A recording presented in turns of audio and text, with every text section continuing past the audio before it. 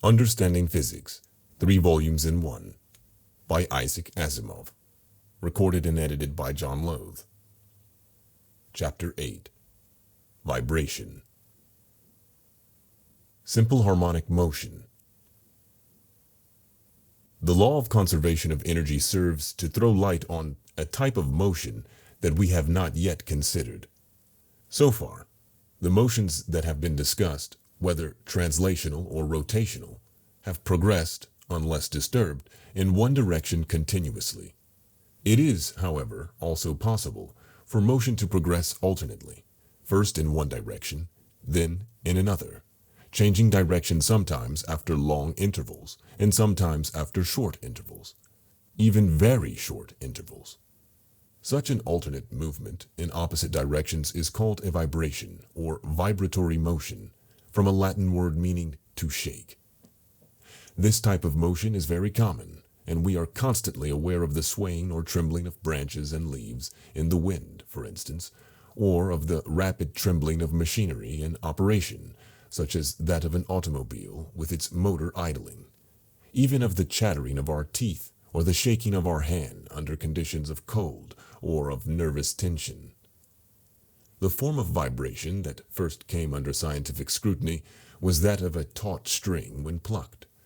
Such strings were used in musical instruments, known even to the ancients. The plucked strings give rise to musical sounds for reasons involving the vibratory motions lent by the vibrating strings to the air itself.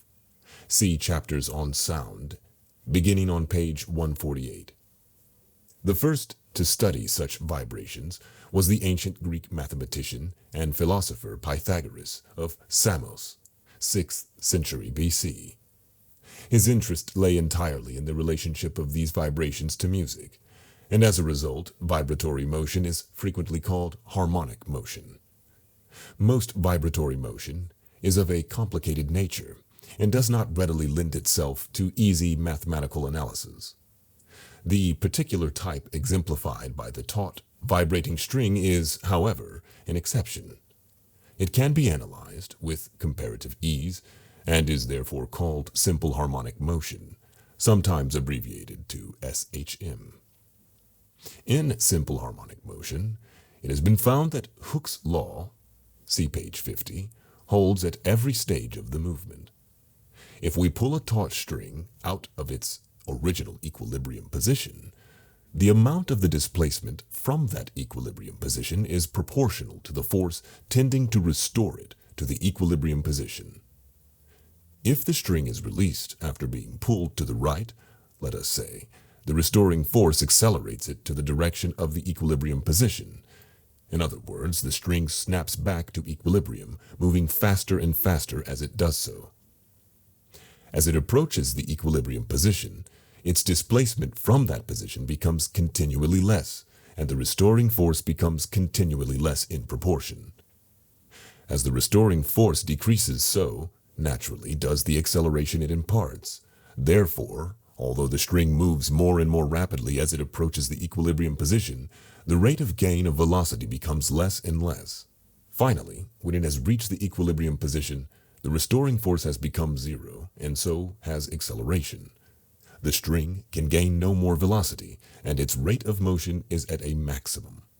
But although it is no longer gaining velocity, it is moving rapidly, and it cannot remain at equilibrium position, but must move past it. Only a force can stop it once it is moving, Newton's first law. And at equilibrium position, there is no force to do so. As it goes past the point of equilibrium to the left, however, it is displaced once more, and a restoring force comes into being again. This force produces an acceleration that serves to diminish its velocity of movement, which is now in the direction opposed to the force. As the string continues to move leftward, the displacement and the restoring force continue to increase, and the velocity diminishes at a faster and faster rate until it reaches zero. The string is now motionless at a point of maximum leftward displacement that is equal to the original extent of the rightward displacement. Under the influence of the restoring force, the string moves to the right again, passes through the equilibrium position and out to the original maximum rightward displacements. Then it goes back to the left, then back to the right, and so on. If there were no air resistance and no friction at the points where the string is held taut, the maximum displacements to left and right would always be the same, and the vibration would continue indefinitely. As it is, the vibrations do not, after all, quite reach the maximum, but with each rightward or leftward motion, attain a point of displacement not quite equal to the point reached at the previous motion in that direction. The vibrations are damped and slowly die out. In all cases of simple harmonic motion, the crucial fact is that velocity changes smoothly at all times, never abruptly. Suppose one imagines a falling body passing through the surface of the Earth. Suppose one imagines a falling body passing through the surface of the Earth and the solid substance of the planet. The gravitational force upon it would grow continually less as more and more of the substance of the planet lay above the falling body and less below it. The body would accelerate as it fell, but by a smaller and smaller amount. By the time it reached the center of the Earth, there would be no force upon it at all, at that point, and its velocity would be at a maximum.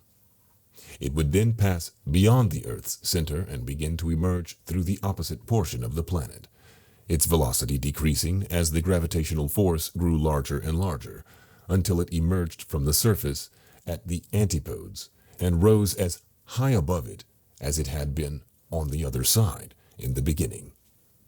It would then repeat this movement, returning to its original position, then to the opposite position, and so on. This, too, would be an example of simple harmonic motion. In actual fact, however, the falling body is interrupted by the surface of the Earth, and its velocity is abruptly changed at the moment of contact with that surface. The resultant series of bounces, while an example of a vibratory or harmonic motion, is not a simple harmonic motion. The period of vibration. A particular point of interest in any vibratory motion is the time it takes to move from the extreme point on one side to the extreme point on the other and back. The time taken to complete this motion, or any particular motion for that matter, is the period of that motion. Whenever a motion goes through a series of repetitive sub-motions, each with a period of its own, the motion is said to be a periodic motion, particularly when the individual periods are equal. Motion about a circle, or any closed curve, can be viewed as made up of successive returns to an original point with each single movement about the curve. It is, hence, a series of repetitive sub-motions, and may be a periodic motion. A vibration also represents a series of returns to an original point, though by way of a forward and back motion, rather than by motion in a closed curve. And a vibration can also be a periodic motion. To determine the period of a vibrating object, even when it is vibrating, in accordance with the laws governing simple harmonic motion, is rather complicated if the vibration is dealt with directly. In such a vibration, neither velocity nor acceleration is constant, but both are changing with position at every instant. One therefore searches for a way of representing a vibration by means of some sort of motion involving a constant acceleration. This can be done by switching from vibration to another form of periodic motion, that of motion in a circle. An object can be pictured as moving in a circle under constant inward acceleration, and hence as moving along the circumference of the circle at a constant speed. If the circle in question has a radius of length a, then its circumference is 2 times pi times a. If the point is moving at a speed of v, then the time, t, it takes to make a complete revolution, the period of the circular motion, is t equals 2 times pi times a divided by v, or time equals 2 times pi times the radius divided by the speed, equation 8-1. Now, If we imagine the circle casting a shadow edge on upon the wall, its shadow will be that of a straight line. The point moving about the circle will seem in the shadow to be moving back and forth on the straight line. As the point moves once about the circle, the point on the shadow will seem to move once back and forth upon the straight line. The period of the motion about the circle, equation 8-1, will also be the period of the shadow vibration. Footnote: the word period comes from the Greek word meaning round path or circle, because the first motion to interest mankind from the standpoint of the time it took was, of course, the apparent circular motion of the sun across the sky from one sunrise to the next. At either extremity of the shadow line, the point will seem to be moving very slowly, for its motion on the circle will be more or less at right angles to the shadow line, and there will be very little sideways motion. And only sideways motion will show up on the shadow, as the point travels into intermediate parts of the circle. More and more of its motion is sideway, and less toward or away from the line. So the point on the shadow line seems to move faster and faster the further it is from the extremity. At the very center, the point of the circle is moving quite parallel to the line, and all its motion is sideway. At the center of the shadow line, therefore, the point seems to be moving fastest. The motion of the point on the shadow line seems to resemble that of a body in simple harmonic motion, and indeed the motion can be shown to be that of a body in simple harmonic motion. Consequently, Formula 8-1 represents the period t of a simple harmonic motion. Equation 8-1 still represents a difficulty, for it involves v, speed, a velocity, and while the point travels about the circle at uniform speed, it moves at the shadow line with a constantly changing one. We must therefore find something to substitute for v, if we can. In any simple harmonic motion, the maximum velocity comes at the midpoint. In any simple harmonic motion, the maximum velocity comes at the midpoint between the two extremes. A body undergoing such motion is then at equilibrium position, where it would remain if it were at rest. It has no energy of position at that point, and whatever energy it has is all energy of movement, or, see page 94, kinetic energy. As the object moves away from its equilibrium position, it loses velocity, and therefore loses kinetic energy. However, it moves into a position it would not take up but for the kinetic energy, and so it gains energy of position, or, see page 96, potential energy. At the extreme position, the body comes to a momentary halt, and all its energy is in the form of potential energy. A body in simple harmonic motion demonstrates a periodic shift from kinetic energy to potential energy and back again, and, barring the dampening effect of friction and air resistance, is an excellent example of a conservation of mechanical energy. Now, I have already said that, by Hooke's law, the restoring force of a body undergoing simple harmonic motion is proportional to its displacement from equilibrium position. That is, F equals K times D, where F is the restoring force and D is the displacement. The restoring force is least at the position of equilibrium, which is at the center of our straight line shadow. There is no displacement at that point, and the force is equal to zero. The restoring force is at a maximum, at the point of maximum displacement, which is, of course, at the extremity of the straight line shadow. That extremity is a distance of a, the radius of the circle that casts the straight line shadow, from the center or equilibrium position, so the force at its maximum is equal to K times A. As the body moves from equilibrium position to the extremity, it moves against a force that begins at zero and increases smoothly to K times A. and the average force against which it moves is therefore k times a plus 0 divided by 2, or k times a divided by 2. The work done on the body to bring it from its equilibrium position to the extremity is equal to force times the distance through which the force is exerted.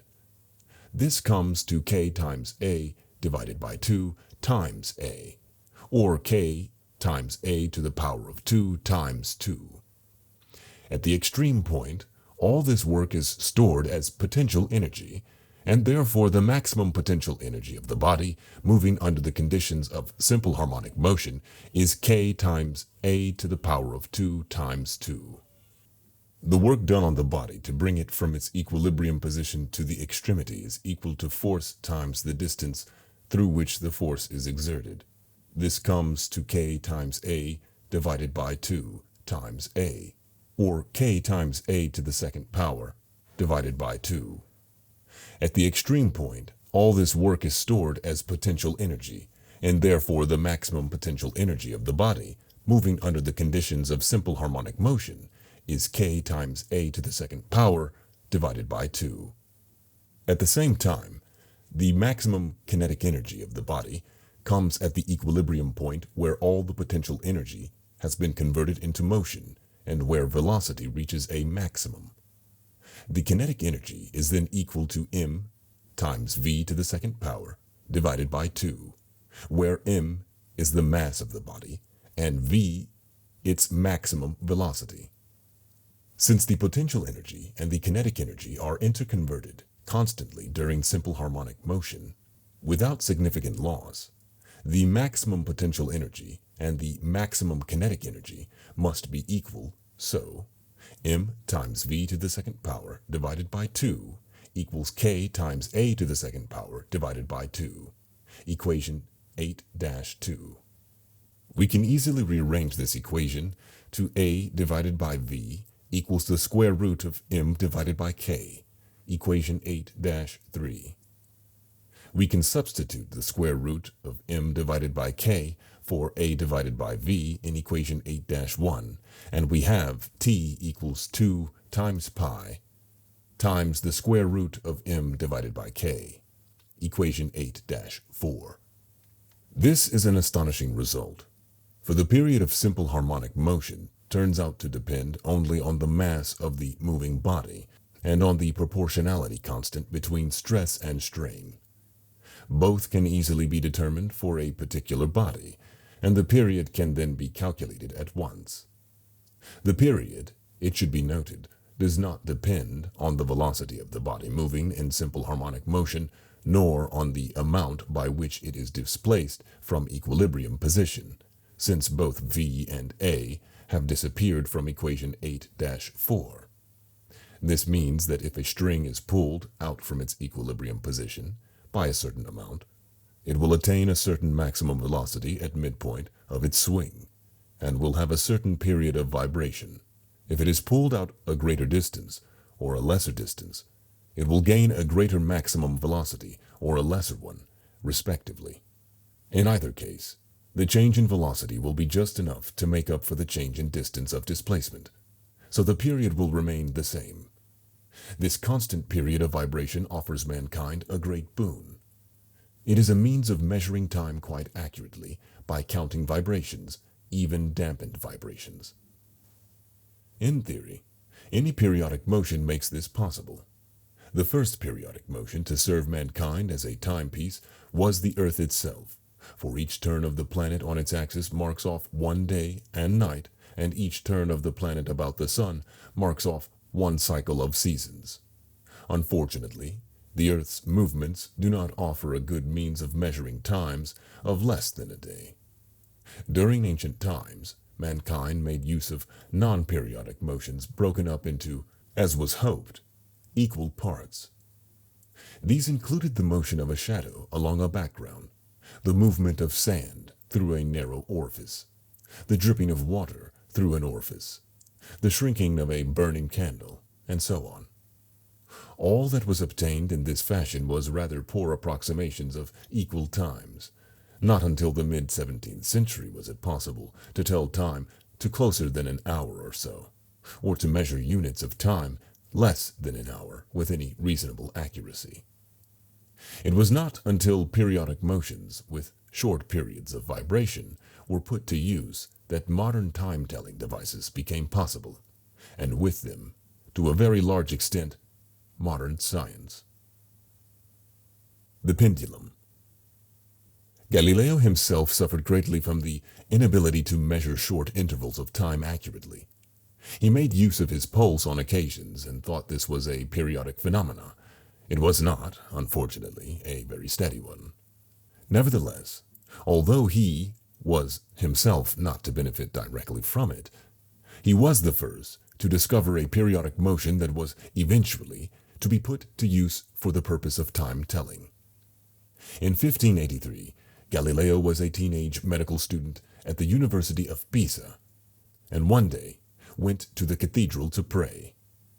Even his devotion to prayers, and Galileo was always a pious man, could not keep his agile mind from working.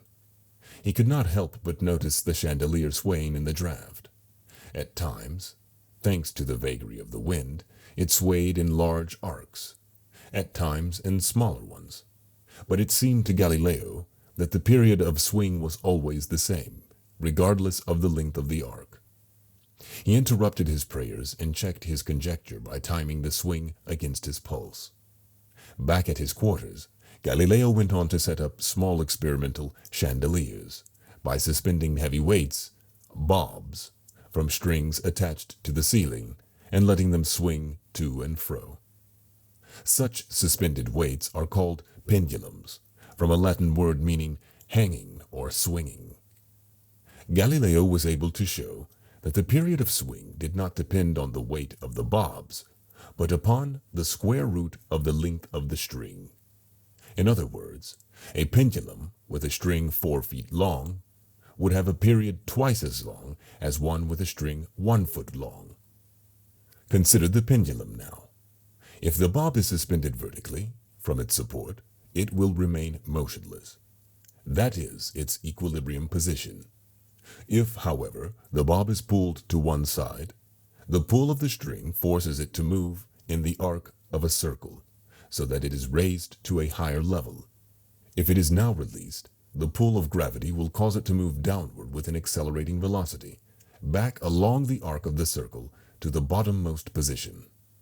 The gravitational force that brings about this fall is only that part not balanced by the upward pull of the string.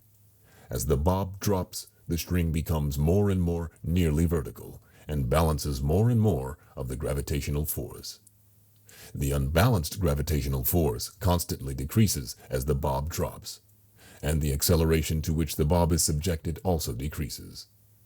When the bob is at the bottom of the arc, the pendulum is perfectly vertical, and the string balances all the gravitational pull. There is no unbalanced gravitational pull at that point and no acceleration. The bob is moving at maximum velocity. Because of inertia, the bob passes through the point of equilibrium and begins to mount the arc in the other direction. Now there is an unbalanced gravitational force that slows its motion. The higher it climbs, the greater the unbalanced gravitational force, and the more quickly is the motion of the bob slowed down. Eventually its motion is slowed to zero, and it reaches a maximum displacement. Down it comes again, through the equilibrium point, to a maximum displacement on the other side, and so on. This is very much like the description of simple harmonic motion.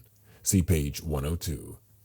Except that where the plucking of a string involves motion back and forth in a straight line, that of the pendulum involves motion back and forth along a circular arc. This in itself would not seem to be an essential difference, since there seems no reason why there should not be vibratory rotational motion as well as vibratory translational motion. Indeed, there are cases of both varieties of simple harmonic motion. But is the pendulum truly one of them?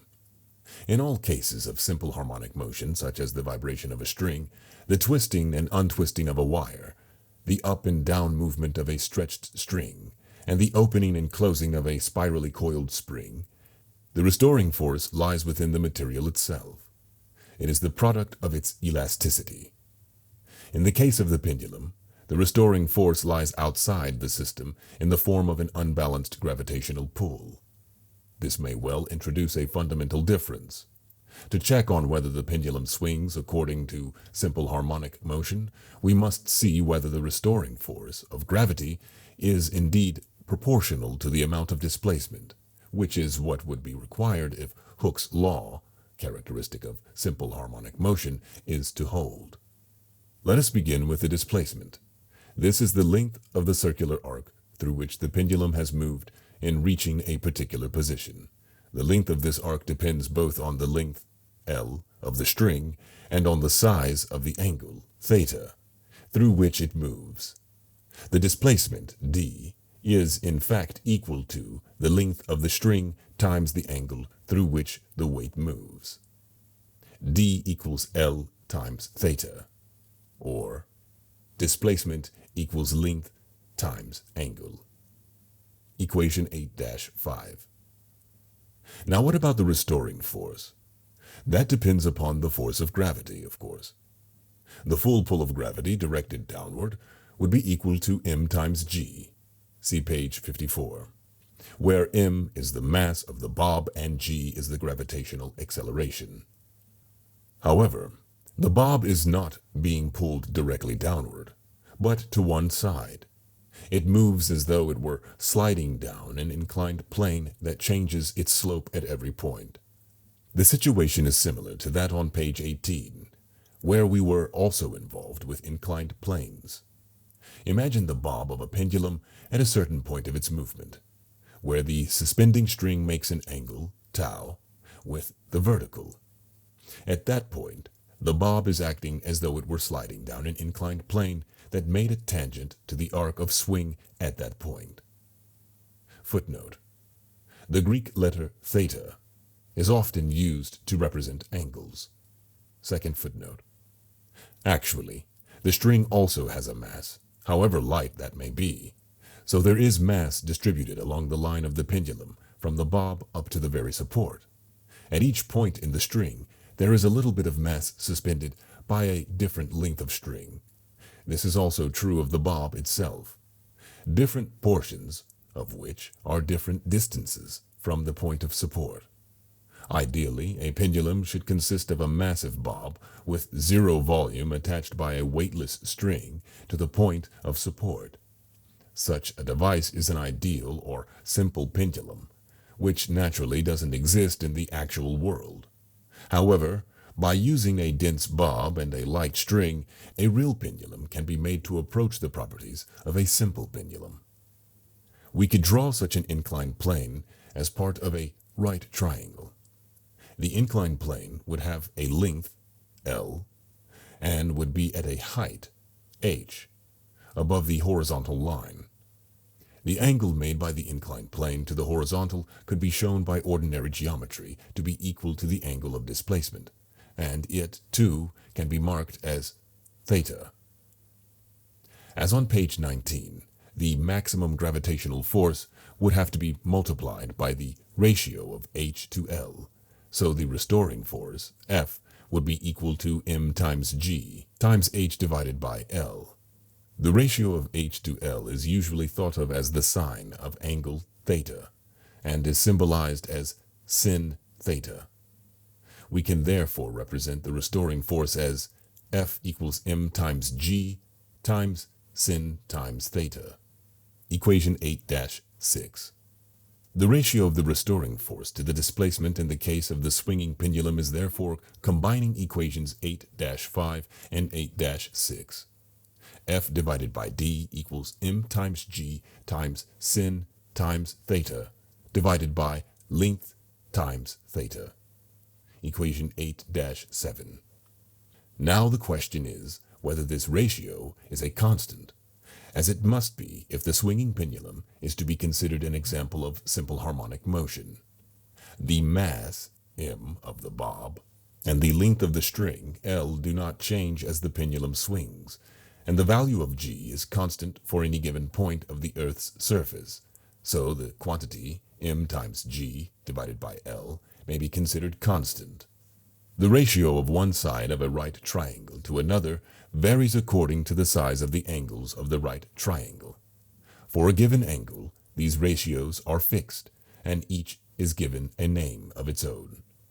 Since such ratios are studied in that branch of mathematics called trigonometry, the measurement of triangles is the meaning of the Greek term from which that expression is derived.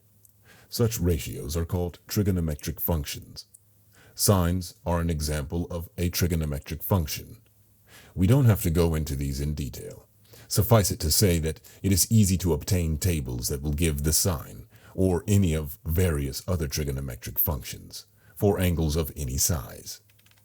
It remains only to determine whether the quantity sine times theta divided by theta is likewise constant. If it is, we are set. Unfortunately, the ratio is not constant. As we can easily determine, the sine of 30 degrees is 1 divided by 2, while the sine of 90 degrees is 1. The angle has tripled, in other words, while the sine of the angle has only doubled. This means that sine times theta divided by theta is not a constant, that the restoring force of a pendulum is not proportional to the displacement, and that the swinging of a pendulum is not an example of simple harmonic motion. Nevertheless, if the ratio sine times theta divided by theta is not constant, it is nevertheless constant for small angles of 10 degrees or less. Therefore, if the pendulum swings back and forth in moderate arcs, it is almost an example of simple harmonic motion. In fact, for simple angles, sine times theta divided by theta is not only constant, it is about equal to unity. For that reason, provided we remember that we are dealing with pendulum swinging through small arcs only, we can eliminate sine times theta divided by theta in equation 8-7 and write F divided by D is approximately equal to m times g divided by L, equation 8-8, where the symbol a squiggly equal sign signifies is approximately equal to.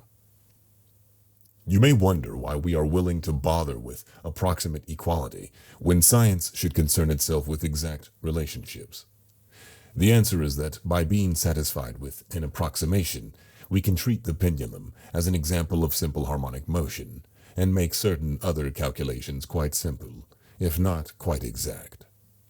For instance, we have already determined that the period tau of an object undergoing simple harmonic motion is equal to 2 times pi times the square root of m divided by k.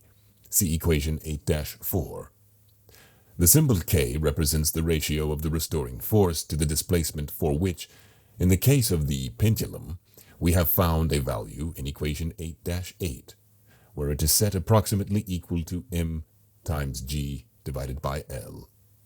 Combining equation 8-4 and 8-8 and retaining the symbol for approximate equality, we can state that the period of a moderately swinging pendulum is tau is approximately equal to 2 times pi times the square root of m divided by m times g divided by L is approximately equal to 2 times pi times the square root of L divided by g.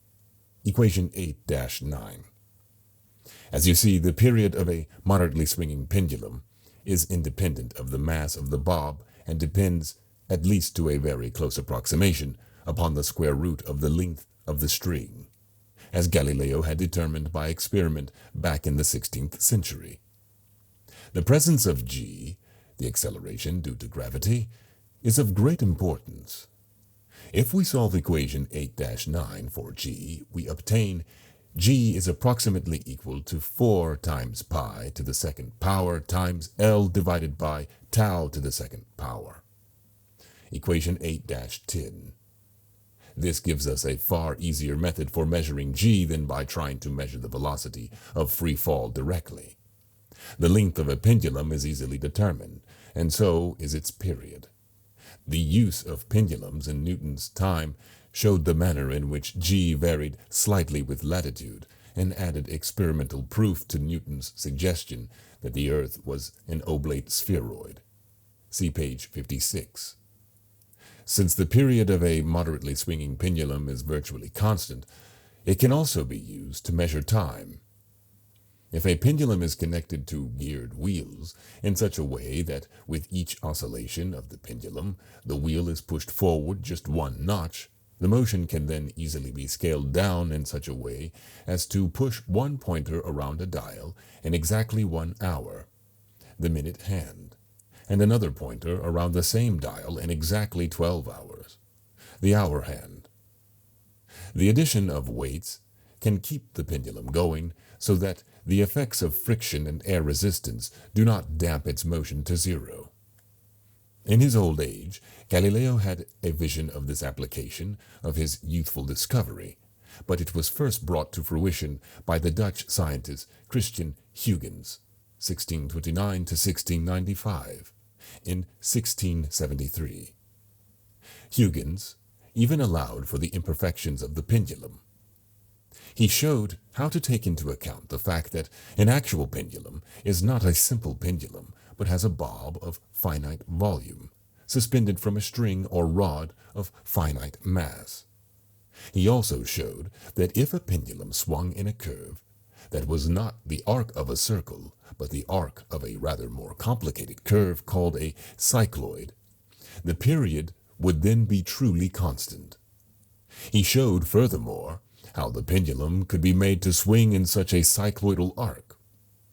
Since his time, ingenious methods have also been used to take into account the fact that the length of a pendulum, and therefore its period as well, changes slightly with changes in temperature.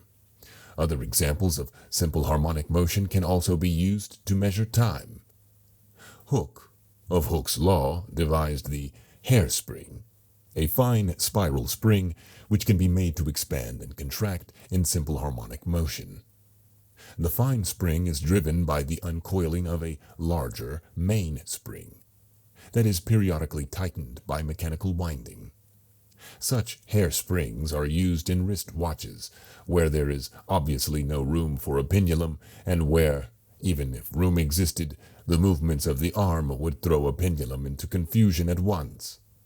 In recent years, the vibrations of the atoms moving within molecules in accordance with the rules of simple harmonic motion have been used to measure time. Such atomic clocks are far more regular and accurate than any clock based on supraatomic phenomena can be.